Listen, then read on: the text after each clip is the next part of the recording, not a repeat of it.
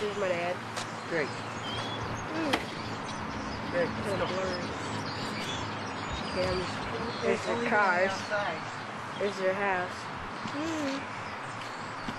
Great, let's go. Alright.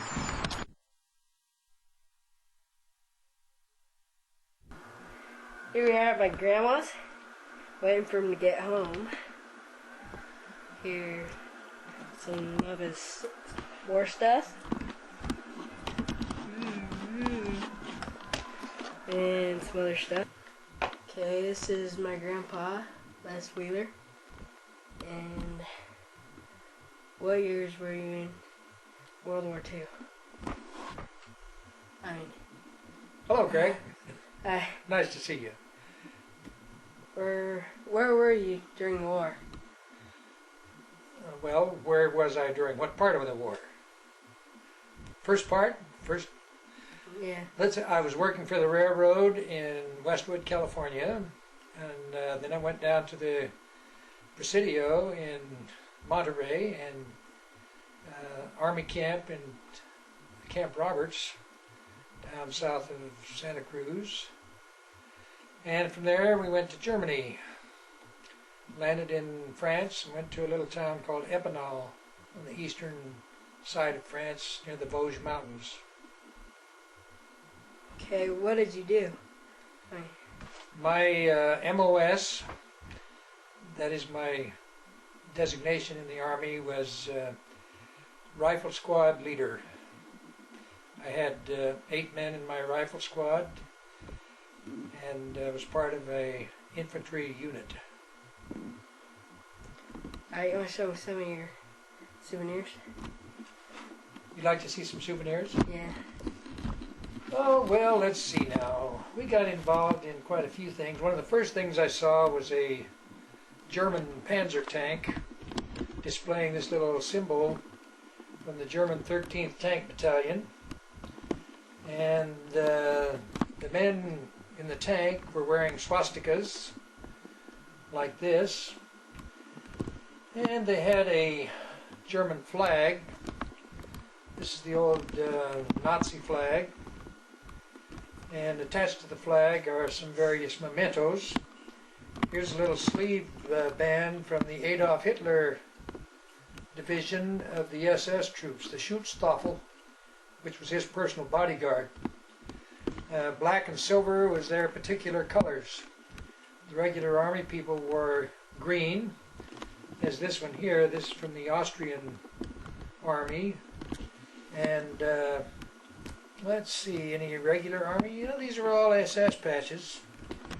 This is a German Purple Heart, some medal they gave Germans who were wounded in action. Here's a button off of a German uniform. Probably can't see that, but it's a small one. And here's a little pin from the German Labor Battalion.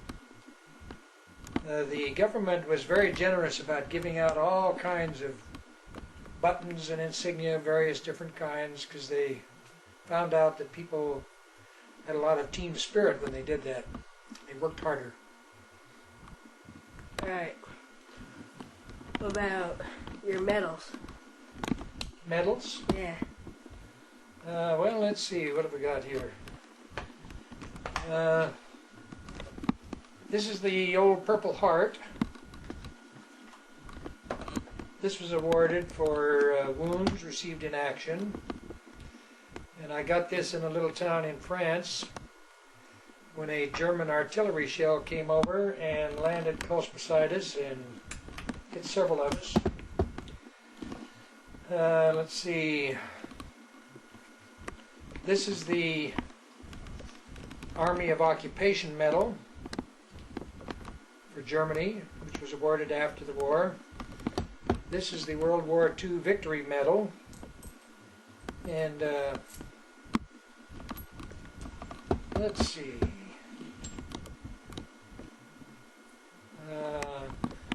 This is another battle medal. And this particular one here, this is the Bronze Star, which is the 4th highest medal in the U.S. military. And this one is the Silver Star, which is the second highest, well, third highest. First comes the Medal of Honor. That's the one with the little blue, light blue with little white stars. The next one is the Distinguished Service Medal, which is the second highest, and this is the third highest medal. I got this one in just crossing the German border, going through the Siegfried Line in southern Germany, the Black Forest.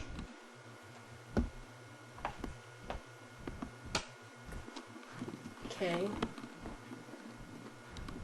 Any more questions? How did you get those souvenirs? Did you take them off, guys? Souvenirs? Yeah, like the armbands. Yes, we did not want to take prisoners in with all kinds of political propaganda. And the swastika was the specific sign of the Nazi party, political party.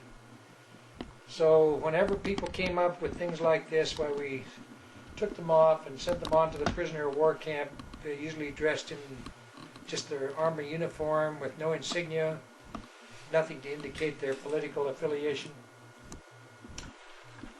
Most of the German army people were not Nazis, but they fought for the Nazis because the Nazis, of course, held all the power. The SS troopers, as I said, were black and silver, and these little things here, they would wear on their collar lapels like this. Let's see, this is a epaulette from the Austrian army. They wore beautiful green uniforms with white trimming. And of course our old U.S. Army. This is the 103rd Division insignia, the shoulder patch, which helped us keep track of what particular area we were in.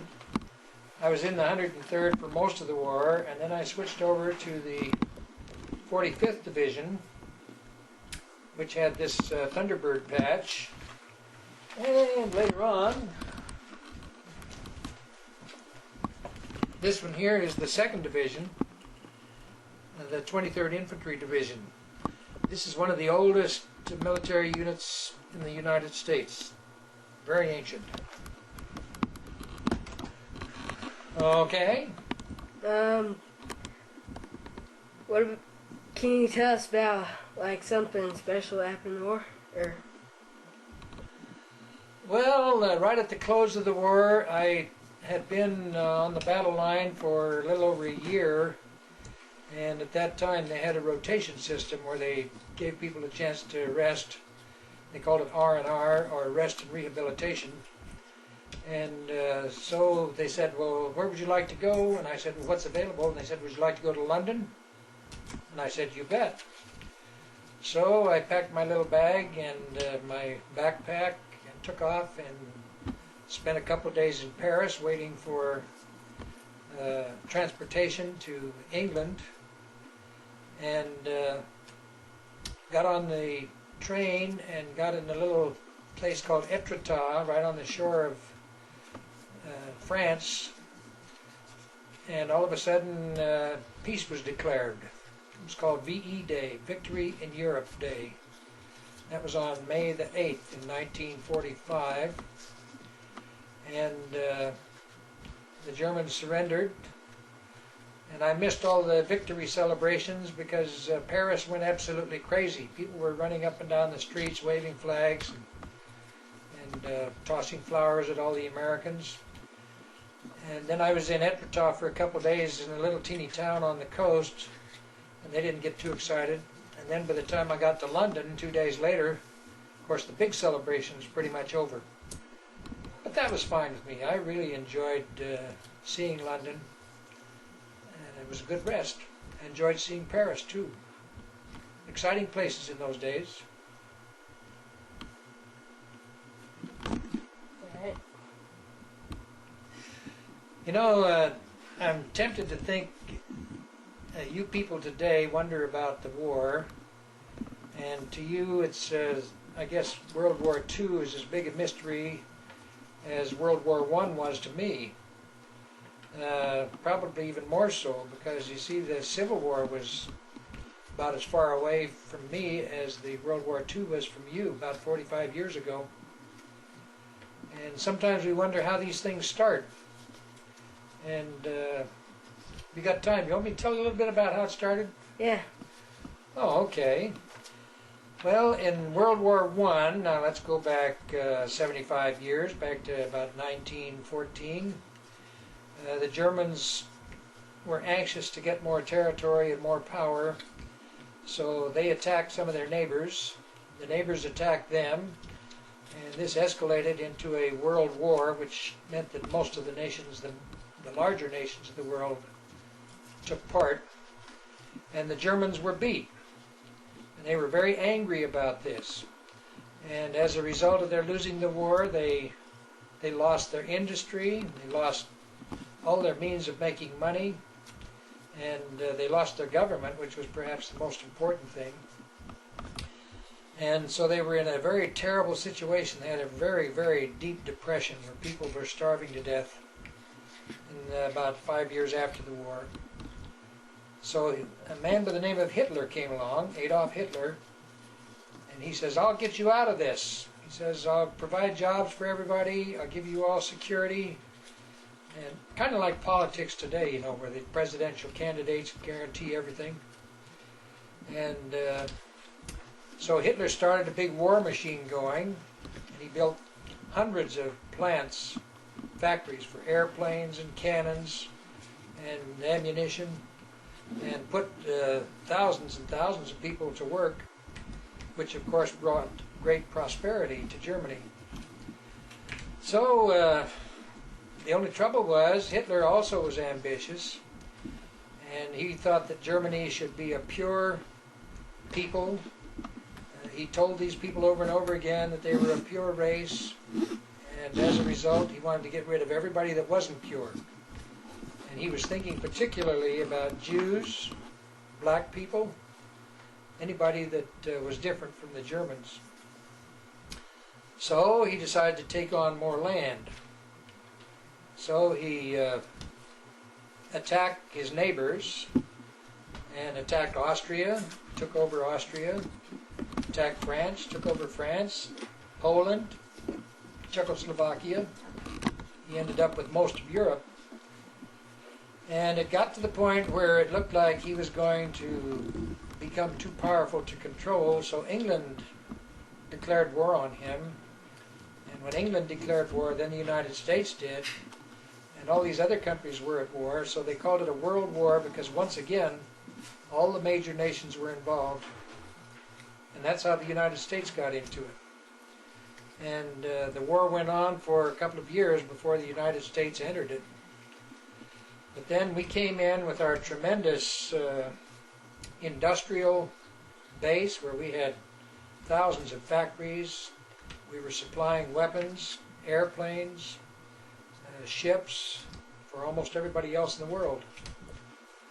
And one thing that happened was when the Germans started sinking American ships, even though we were taking supplies to people that were at war and we weren't.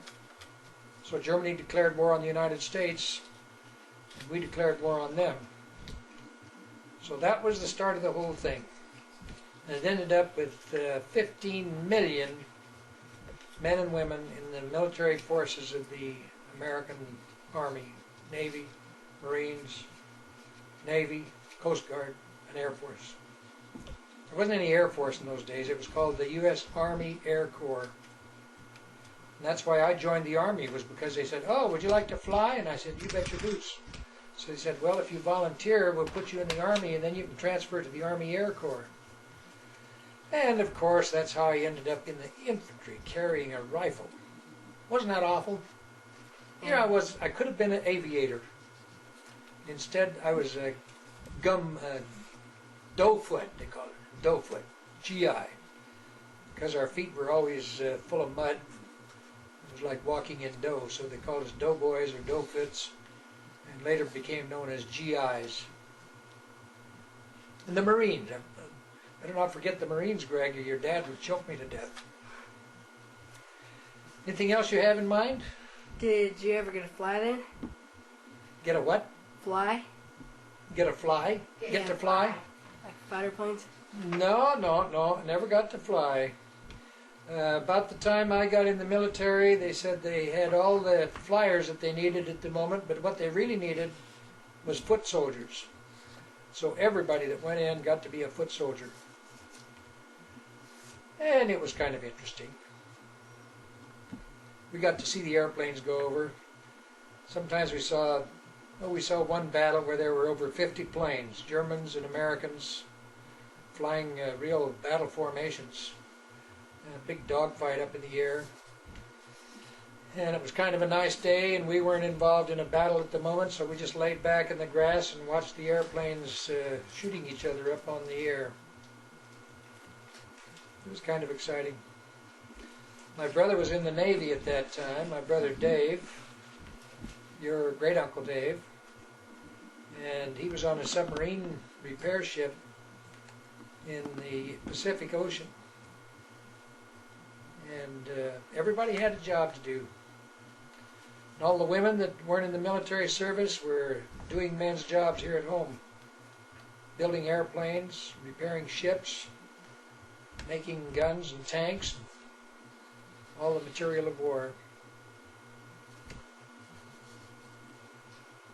Okay? Okay. Did you ever see the concentration camps? Oh yes. We learned about them in class.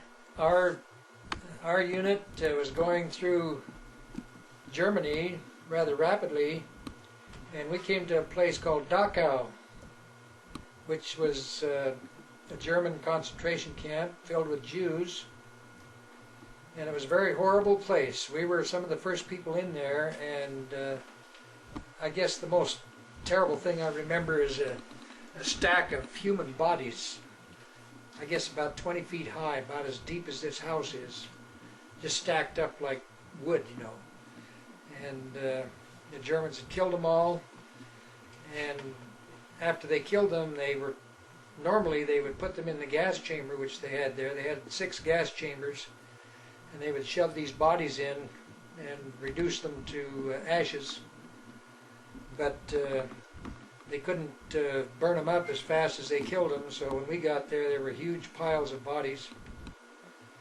And our colonel was so upset that he got hold of the people in the town, and the people in the town says, "Oh, we don't know what happened. We didn't know anything like this was going on here." And he got so angry that he went and got the mayor and the whole city council and took them out to the concentration camp and made them pick up those bodies one at a time and take them off and bury them. And they were very, very upset. And this was about Easter time in 1945, just not long before the war was over. There were other camps that we saw, and we saw a lot of prisoners. We saw a lot of Polish prisoners who had been released from concentration camps. They were just like walking skeletons. They were just almost to die of hunger and starvation. Alright. Anything else to say? You didn't tell me about any battles. Oh, well, let's see. We did have some interesting battles. Maybe you'd like to hear about one or two of them. One time we were looking down into a valley, and at the bottom of the valley was a tank trap. Now they'd come through with bulldozers and dug a very deep V-shaped trench in the bottom of the valley there. And if tanks came along, of course, what they'd do is just fall down in the bottom of the ditch, and then they couldn't get out. So we needed to go across, because right on the other side of that was a pillbox, part of the Siegfried line. You need to tell them what a pillbox is. And a pillbox was about as big as one of our normal houses, but it was made out of solid concrete. Maybe had walls 6 feet thick and reinforced with steel. Then they had openings that they could shoot cannons out of. So these tanks went down and started shooting at the pillbox, and they came down right past us, and it was fascinating because they were shooting 75 millimeter shells, which were about 3 inches across, and we could see those shells as they hit the pillbox.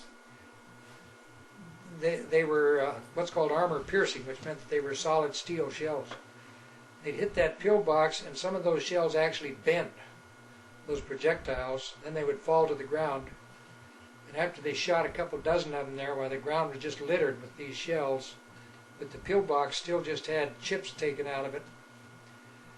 And while they were doing this, another tank came along with a bulldozer blade on the front, and he was filling the ditch up so that they could drive tanks across it.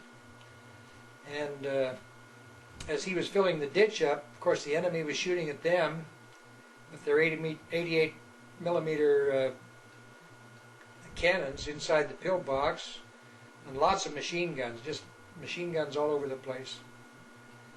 And so this tank went down with a bulldozer blade and scraped a lot of dirt into this tank trap, so it made it almost level.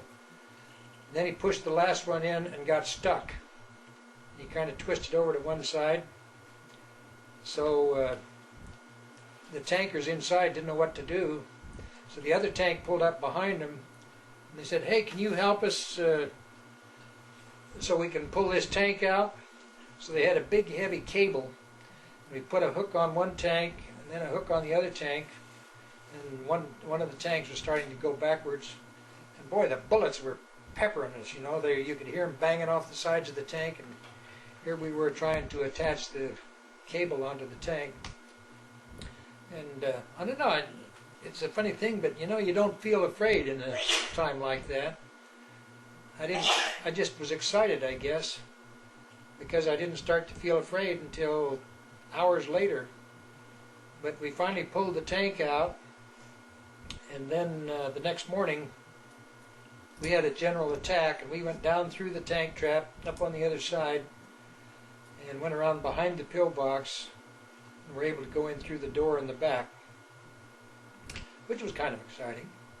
Do you want another battle? Yeah. Famous Battle of Sessenheim.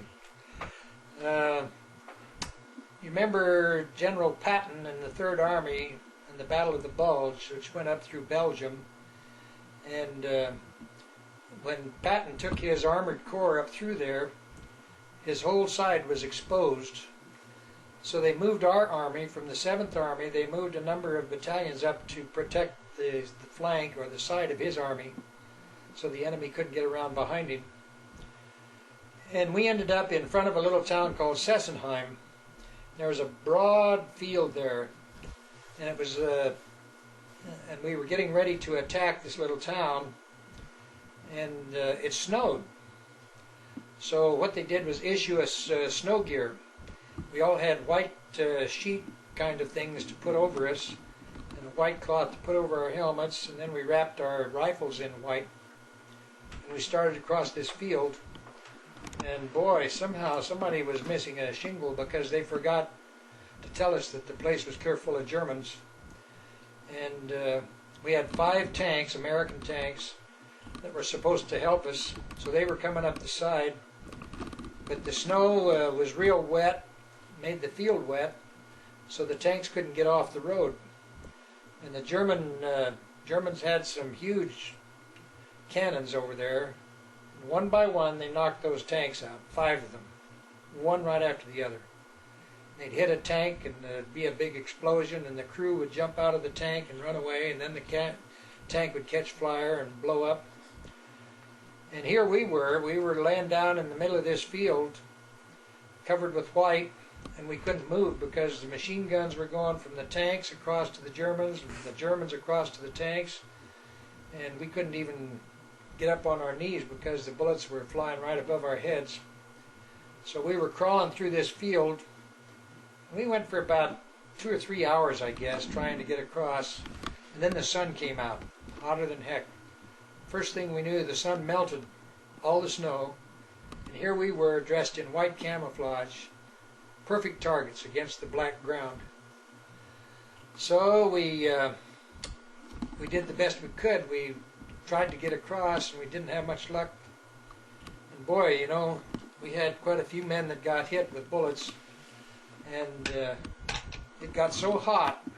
We were dressed in full packs, and finally I ended up taking out my knife, and I cut the straps on my pack because I couldn't even roll over for fear of getting hit. So I cut the straps on my pack and crawled out from under it and started back for the forest that we were starting from. You know, I was so thirsty, and we had used up all of our water, and we knew we were going to be there for hours. And as we crawled along, I noticed that the snow had melted into the furrows of the field, and the water in the furrows was just standing there, and it was completely yellow because they fertilized their furrows, you see. They fertilized all their fields with the human waste and the animal waste in the barnyards. And we looked at that water for about an hour, and then we couldn't stand it any longer, so we reached down and stuck our face in it, and it was so thick we almost had to chew it to get it down. And I'll tell you, that's about the thirstiest I've ever been, and that's as thirsty as I want to be. Well, after that we pulled back, and the Germans pulled back, and that was the end of that battle. So it was an exciting time. You should have been there. Maybe it's a good thing you weren't. You probably would have ended up being a hero. Alright. Oh, let's see some of those coins.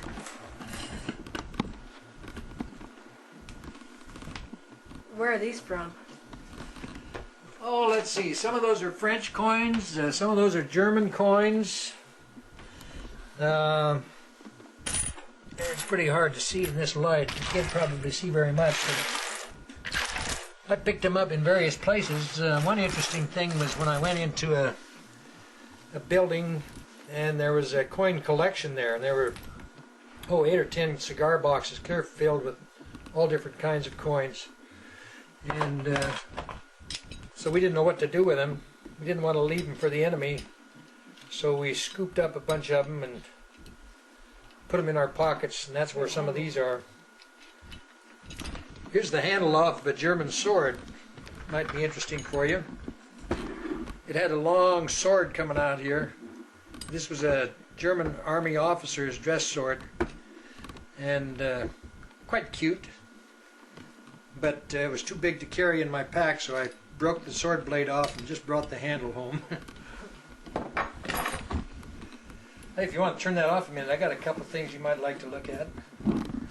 Alright. Okay, I'm just gonna get Did you get a picture of this? some pocket knives. Oh yeah, a couple German knives. And I got some other stuff I'll show you in just a minute. Yeah. Yeah. This is a German dagger worn by the SS troops, and it's kind of nice. It really wasn't useful for any kind of war material, but they used to use these in their political rallies and wave them in the air and act like they were real tough. On the blade here it says "Alles für Deutschland," which means everything for Germany. And then you see the little swastika and eagle up on the handle there. Let me see. I don't know if you can see that. Kind of blurry. Yeah. And that's kind of an interesting souvenir. And I guess the other one is a genuine German Army pistol. This is known as a P-38, which was their Army regulation pistol, and it's a very good one. It stands together real well and holds up, and you can see the old Nazi insignia on this one also. But they're not much good anymore. Who wants a pistol anyway? How'd you get those? Oh, let's see. This one I took off of some Germans that we captured. We came up over a little hill one day, and we were on a patrol, and we came up, and up the other side of the hill came a bunch of Germans. And they looked at us, and we looked at them, and finally we says, "Hände hoch!" And that means hands up, of course. So they put their hands up. We says, "Well, we'll take those weapons then." So they dropped all their weapons, and this is a pistol that I took off of one of them. The dagger came actually from Austria, and that was off the German army officer's uniform. They used to hang it from their side like this. Okay. Okay.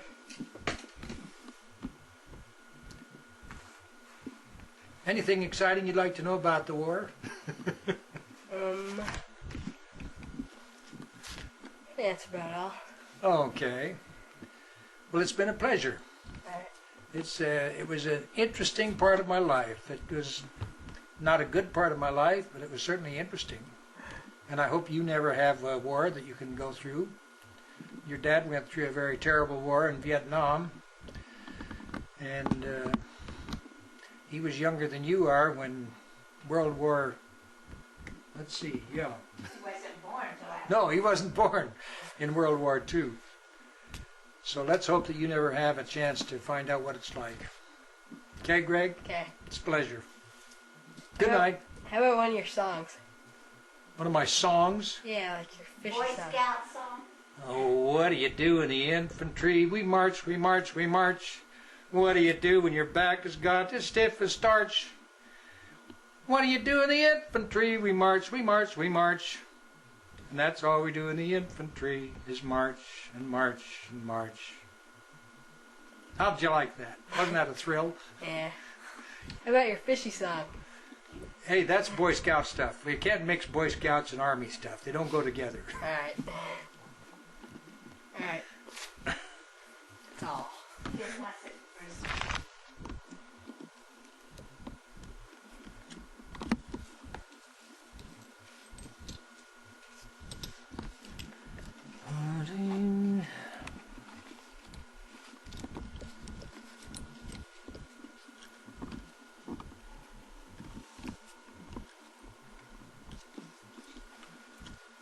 Gee, this has been so long I forgot some of these medals even existed. Let me see this one. Well, what was that one from? Oh, that's the Iron Cross. It's a German award for heroism. And I picked that up off a German who didn't need it anymore. He had all the heroing he could stand.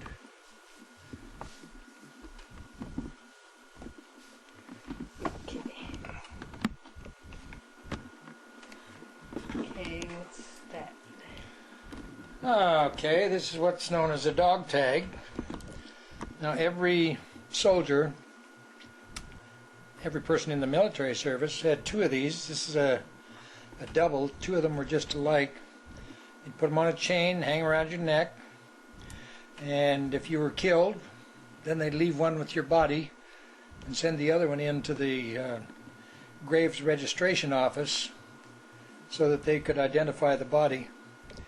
It has your name on it, your serial number, your blood type, and your religion.